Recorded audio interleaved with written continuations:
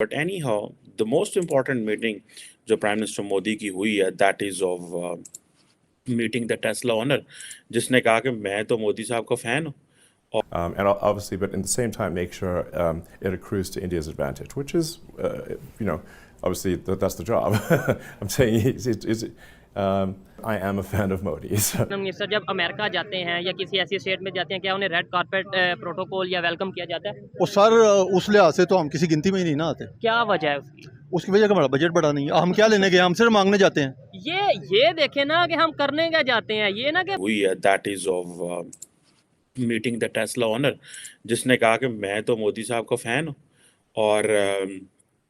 और वो जो उनकी गाड़ी है electric vehicle Tesla, Elon Musk साहब ने कहा कि वो बहुत जल्द इंडिया के अंदर इन्वेस्टमेंट करेंगे और इंडिया की जो मार्केट है वो बड़ी फास्ट ग्रोइंग है। मैंने कल देखा जनाब कि अगर आप सिर्फ छोड़ें बाकी चीज़ें, आप सिर्फ देखें ट्विटर हैंडल देखें कि पीएम मोदी जो हैं वो किस तरह लाइन में लग के जनाब बहुत बड़े बड़े बड़े थिंक टैंक्स के जो हेड्स हैं वो सारे बैठ के वहाँ पे मोदी साहब को मिलने आए हुए हैं।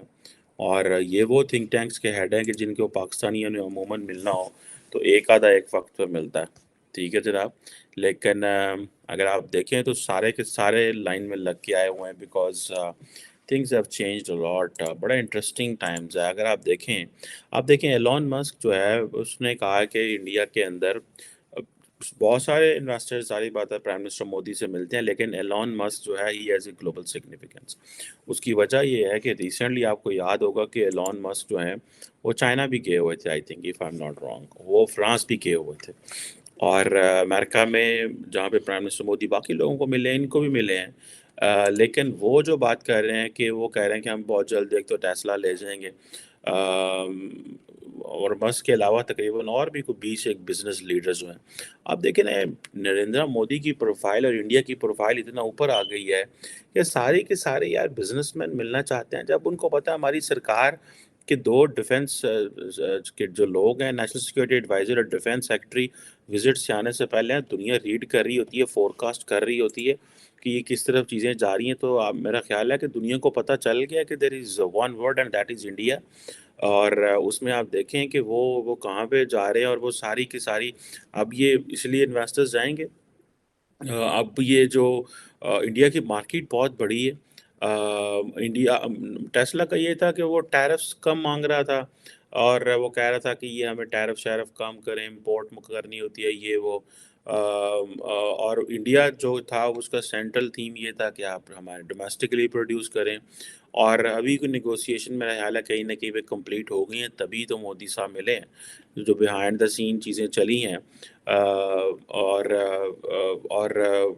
ये कहा पिछले साल, अगर आप पिछले महीने मई में ये बात चली थी कि भारत जो है और टेस्ला जो है वो कहीं ना कहीं इस बात पे एग्री हो गए हैं कि जो मैन्युफैक्चरिंग है वो इंडिया में होगी।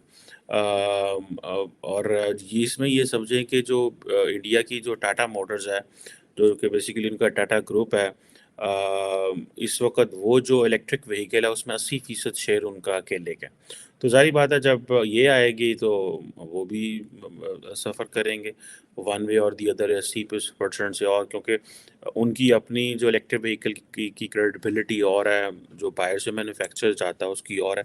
ये इसी तरह है कि फॉर इंस्टेंस अगर एप्पल इंडिया में मैन्युफैक्चर हो रहा है तो उसकी क्रेडिबिलिटी और है, अगर कोई इंडिया का लोकल फ़ोन होगा तो उसकी क्रेडिबिलिटी और है। इट टेक्स टाइम ऑब्वियसली ये चीज़ें सारी करने के अंदर।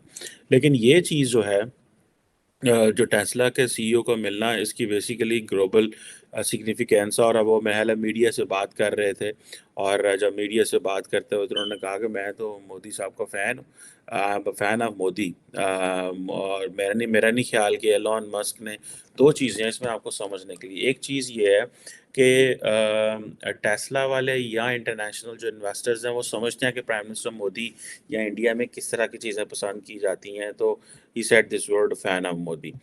The other things because कभी इन्होंने किसी और मुल्क के लिए ये लफ्ज़ नहीं बोला होगा किसी लीडर के लिए मैं इनका बड़ा फ़ैन हूँ. द रीज़न बिहाइंड इज़ के और मुल्कों का एक अपना स्टाइल है, इंडिया की पॉलिटिक्स का. से हमारे से नीचे बहुत से कंट्रीज ऐसे इंडिया हैं, आबादी के लिहाज से बहुत से ऐसे कंट्रीज हैं जिनकी हमारे से कम आबादी है, लेकिन वो हमारे से ज्यादा क्यों उनका बजट है और हमारे से ज्यादा क्यों उनकी इकॉनमी बेहतर है? देखिए उनकी एक तो ब्लॉकिंग है, ठीक है. दूसरा पाकिस्तान का एटम बम है, अच्छा. जो एटॉमिक पावर है ना पाकिस्तान, हाँ. उस वजह से जो है ना हमारे ऊपर जो एंटी इस्लाम पावर्स है ना उनकी रियली मॉनिटरिंग है, वो ऑब्जर्व कर रहे हैं. कौन कौन सी एंटी इस्लाम पावर्स हैं जो पाकिस्तान को मॉनिटर कर रही हैं, आगे बढ़ने नहीं दे रही? देखिए मैंने इसलिए जनरल लफ्ज़ बोला एंटी इस्लाम क्योंकि मैं फॉरनर हूँ, ठीक है. तो मैंने उन मुल्कों में वापस भी जाना है. अच्छा, कनाडा की अगर बात करें, अच्छा आपने जाना भी उधर है, मोहब्बत पाकिस्तान से है, फिर यहाँ पे क्यों नहीं रह लेते? देखिए मोहब्बत, देखें यहाँ पर अभी आपको पता है कि ये जो लोग बेरोजगारी के हालात हैं यहाँ पर, जब मैं गया था ना हमारी वेटरनरी की 2 यूनिवर्सिटियाँ थी, ठीक है. 4 कॉलेज थे, अच्छा. अब तो 6 यूनिवर्सिटियाँ हो गई हैं किधर? पाकिस्तान में. अच्छा नहीं, आपने कहा तो ना बेरोजगारी कि होगी आपने ना. बोला कि एंटी इस्लाम जो से पावर्स हैं वो पाकिस्तान को मॉनिटर कर रहे हैं, आगे नहीं बढ़ने दे रहे, तो आप एंटी इस्लाम पावर्स जो सी कंट्रीज हैं वहाँ पे क्यों जाना पसंद करते हैं? सर इसलिए कि वहाँ रोजगार के मौके भी जिंदा है. यानी ये लॉजिक समझ नहीं आता कि यहाँ पे जो कहा जाता है कि पाकिस्तान के खिलाफ जो लोग जो पावर्स काम कर रही हैं, उन्हीं पावर्स के पास जाके पाकिस्तानी काम कर रहे हैं. देखिए उसमें एक दफ़ा पहले भी ये बात हुई, यूनाइटेड नेशन भी आ जाता है ना, ठीक है. ह्यूमन राइट्स भी आ जाते हैं. अच्छा. तो उन मुल्कों में उसकी जो अमल दरामद है ना ह्यूमन राइट्स का, थोड़ा बेहतर है ना. हमारे प्राइम मिनिस्टर में और इंडिया के प्राइम मिनिस्टर में फ़र्क क्या है? हमारा प्राइम मिनिस्टर जो है वो 22 करोड़ के छोटे बजट का प्राइम मिनिस्टर है. अच्छा. बेसिकली, और अंदर से जो सारी दुनिया कहती है सारी पार्टियां चोर हैं. ठीक हो गया. उनका जो प्राइम मिनिस्टर है वो बड़ी इकोनॉमी का प्राइम मिनिस्टर है, और वो बड़ी पॉपुलेशन को हैंडल करते हैं, और इसलिए ये फर्क क्या है. वो करप्शन करते हैं? क्या वो करप्शन करते हैं? बिल्कुल करते हैं. अच्छा, उनकी करप्शन इंडेक्सिंग हो सकता है कि हमसे भी ज्यादा हो. अच्छा, तो फिर वो क्यों दुनिया की 5वीं बड़ी इकानमी बन गए? फिर वो क्यों जो है तेजी से अपने फुटप्रिंट पूरी दुनिया में बढ़ाते जा रहे हैं? यूएस के साथ बेहतर रिलेशन, रशिया के साथ बेहतर रिलेशन, इवन चाइना के साथ ट्रेड चल रही है, यूएई के साथ बेहतर रिलेशन, सऊदीया के साथ बेहतर रिलेशन, ये समझ नहीं आती. सर उसमें यही है ना कि इंटरेस्ट सेटिस्फाइड हो जाता है. अच्छा. डिप्लोमेटिक इंटरेस्ट जो है ना यही है ना कि जैसे हमने उनसे कोई बिजनेस कर लिया या बिजनेस साइन कर लिया. अच्छा. जैसे हम कई दफ़ा चाइना से करते हैं, हकीकत में वो चीज़ें नहीं होती. ठीक है कि नहीं? तो बिजनेस साइन कर लिया.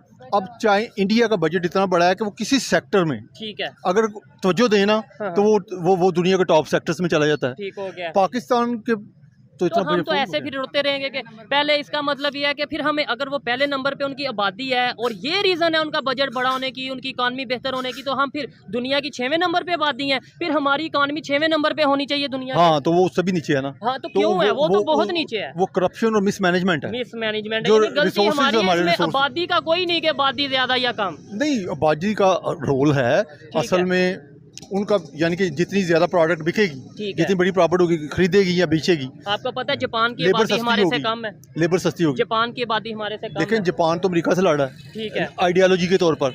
तो और उन्होंने एटम बम देखा हुआ है ना, तो वो उनके लोगों के अंदर एंथुसियाज्म है. ठीक है. बांग्लादेश की आबादी हमारे से कम है. तो बांग्लादेश को इतना बड़ा, जितना बड़ा आप समझते हैं